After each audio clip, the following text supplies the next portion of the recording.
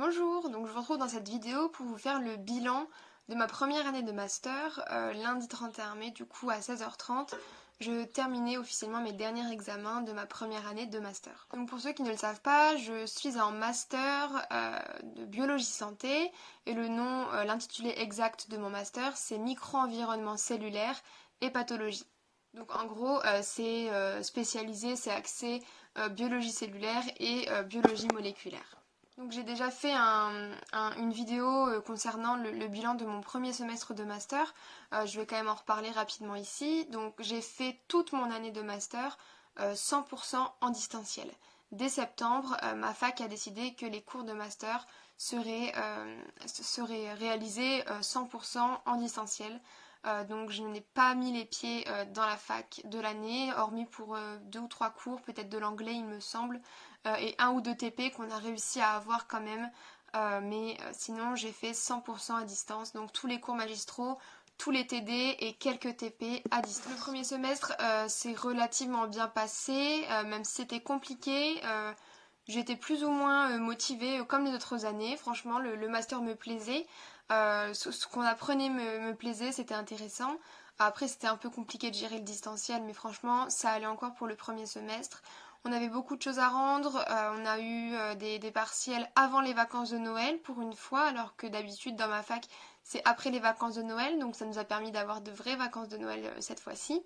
Donc voilà, ça s'est bien passé en général, un peu compliqué avec le distanciel, mais c'était supportable. J'ai validé donc mon premier semestre avec une très bonne moyenne. Ensuite, le deuxième semestre est arrivé et là, c'était la catastrophe. La catastrophe, pourquoi? C'était surtout en fait au niveau du mental et c'était pas que moi, c'était toute ma promo, ça s'est ressenti. On a eu notre premier semestre qu'on a fait à fond en distanciel, on a galéré, etc. On a eu les vacances de Noël et on n'a jamais réussi à redémarrer en fait. C'était hyper compliqué le deuxième semestre de se remettre dans le distanciel.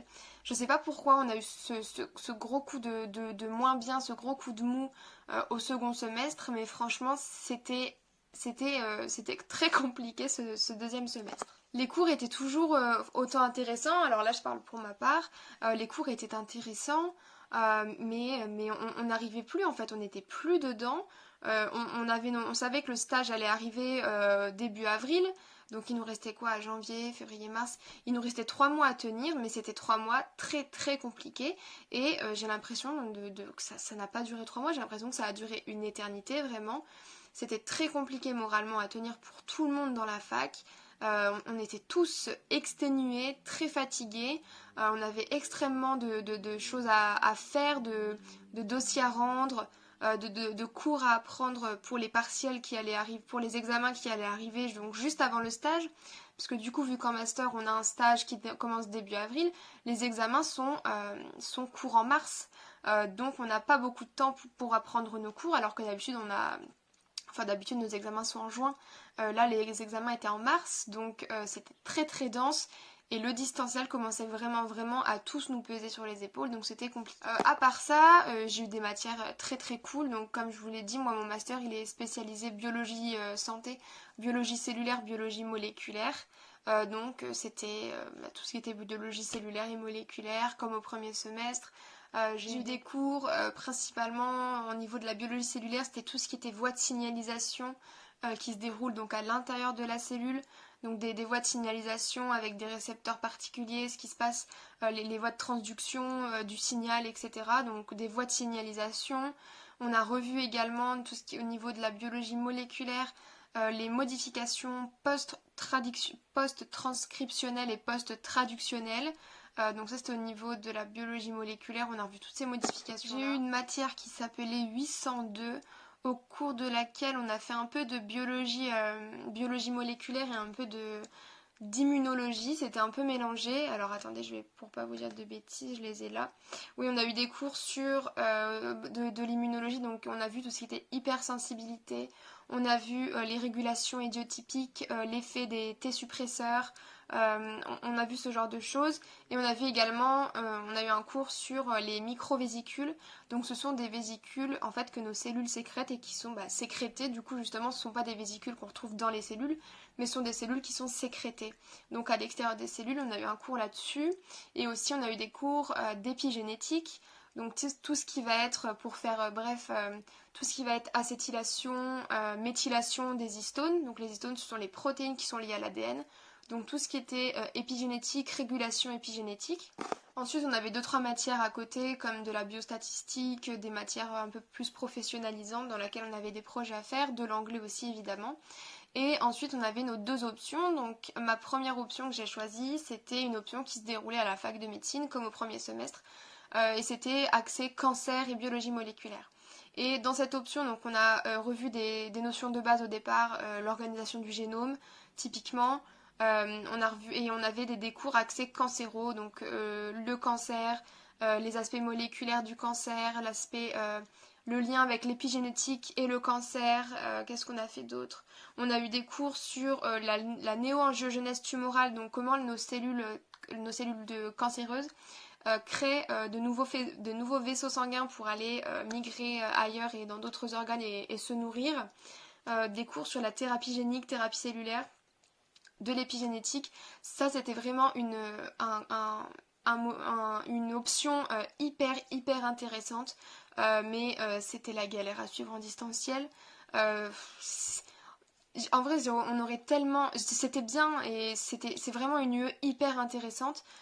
Mais ça aurait été 10 fois mieux en présentiel. C'est juste pas tombé au bon moment en fait. Mais c'était vraiment une option que j'ai bien aimée. Et ensuite, ma seconde option, donc moi j'avais pris modèle in vivo et de substitution. Donc en fait, tout ce qui est relatif aux modèles animaux en biologie, à l'utilisation des modèles animaux, donc des rats, des lapins, des souris, et également donc les modèles de substitution. Donc typiquement, par exemple, on a eu des cours de réglementation déjà, de tout ce qui était réglementation, toute l'éthique qu'il y a autour de l'utilisation des animaux en biologie lors des expériences. Et on a eu des cours également où on nous apprenait à justement lorsqu'on ne veut pas avoir recours à l'animal, ou lorsque c'est pas très éthique d'avoir recours à l'animal puisque l'expérience peut être faite autrement, on a découvert des modèles de substitution. Donc typiquement par exemple il y a des modèles in silico, je ne connaissais pas du tout ce terme avant d'avoir cette option, des modèles in silico, et en fait c'est tout ce qui est au niveau informatique. Donc grâce à des modèles informatiques, on peut obtenir des résultats sans passer par un animal. Alors évidemment, c'est pas dans tous les cas, et malheureusement, il y a des expériences qui nécessitent encore l'utilisation d'animaux. Et on a eu donc voilà ce genre de choses, et également apprendre que par exemple, au lieu de sacrifier un lapin ou de sacrifier deux lapins, enfin, au lieu de sacrifier par exemple d'une expérience qui aurait besoin de 15 animaux, en fait, je peux me rendre compte que je peux réduire à 10 animaux, mais que mes résultats seront toujours statistiquement fiables. Enfin, toute cette réglementation qu'il y a en gros autour de l'utilisation d'animaux en biologie. Donc voilà, ça en gros c'était les matières que j'ai eues ce semestre. Enfin ce semestre qui a duré 3 mois, qui a été très rapide. Donc c'était très dense, très intense. Mais ça a été. J'ai eu mes examens du coup cours en mars. Et donc là, je suis en attente des résultats du second semestre. Normalement, ça devrait le faire. Je vais pas m'avancer trop vite. Et donc, ce qui est cool en master, enfin en master 1 en tout cas, c'est que donc à partir du mois d'avril, on est en stage jusque fin mai. Enfin moi, c'était jusque fin mai. C'était 6 semaines de stage, 6 ou 8 semaines de stage. Moi, c'était 6 semaines de stage du coup dans un laboratoire de recherche spécialisée dans la biochimie médicale et la biologie moléculaire. Et donc j'ai fait mon stage de 6 semaines qui s'est terminé vendredi. Et c'était super cool. Et comme je vous le disais, on a tous eu une grosse perte de motivation au second semestre. Et le seul truc, vraiment, on en avait tous parlé entre nous, c'était vraiment ça. Le seul truc qui nous faisait avoir un peu d'espoir en fait, c'était, et qui faisait qu'on ne décrochait pas totalement des cours, c'était le stage qui allait arriver début avril en fait. Et c'est le truc qui nous a un peu sauvée. Malheureusement, j'ai des collègues qui n'ont pas eu de stage. Dans ma classe, on était 26 ou 27, je crois, je sais plus le nombre exact en tête, mais 26 ou 27. Et ils ont été 10 à ne pas avoir de stage. Donc je trouve ça énorme sur une classe de 26, mais avec la situation sanitaire, c'était sûr. Même nous qui avons eu des stages juste avant que le stage démarre, on s'était dit à tout moment on va recevoir un mail parce qu'ils nous ont, enfin personnellement, ils m'avaient validé mon stage. On m'a dit qu'on me prenait dans le laboratoire au courant septembre en fait, mais je me suis dit à tout moment la situation sanitaire ça va plus du tout et ils nous annulent nos stages. Donc jusqu'au dernier moment on était tendu de pas avoir de stage et du coup bon, j'ai eu la chance d'en avoir un et ça s'est super bien passé. Et mes collègues du coup qui n'ont pas eu de stage, eux ils ont dû faire du coup un mémoire bibliographique.